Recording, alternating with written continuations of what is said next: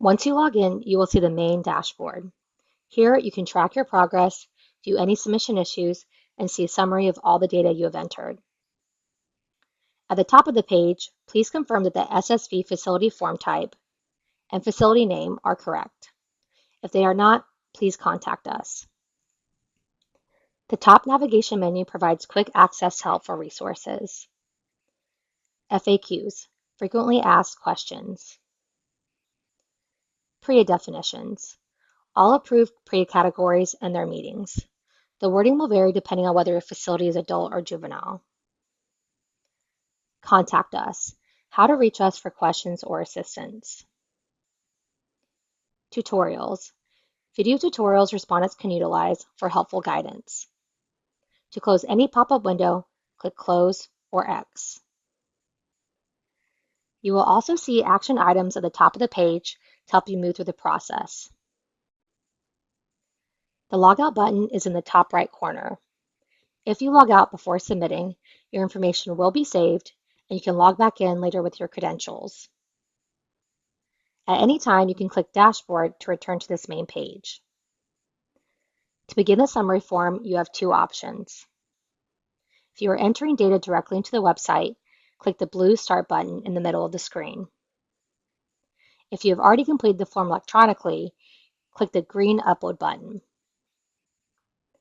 In this tutorial, we will walk you through the keying option, so click the blue Start button to begin. First, complete the respondent contact information. The mailing contact is on the left, and the respondent contact is on the right. Typically, the mailing contact information will be pre-filled for you. Please update if necessary. We ask for this information so we know who to reach out to if we have questions about your submission. Click Save and Continue to move forward. At the top of the next page, review what is included and excluded for your survey. If you have questions, please contact us. If you have 0 inmates, please enter 0.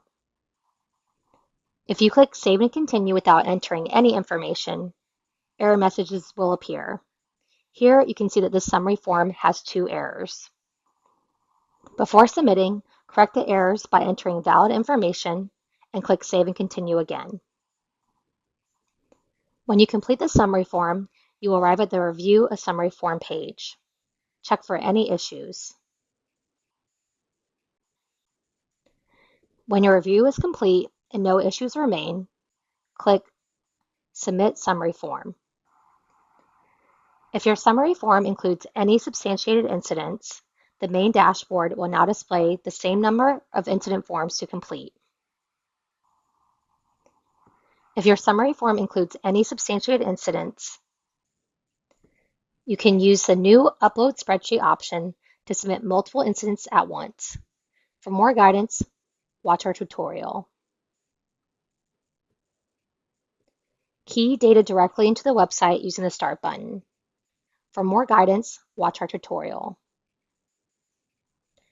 Or upload incident form via PDF.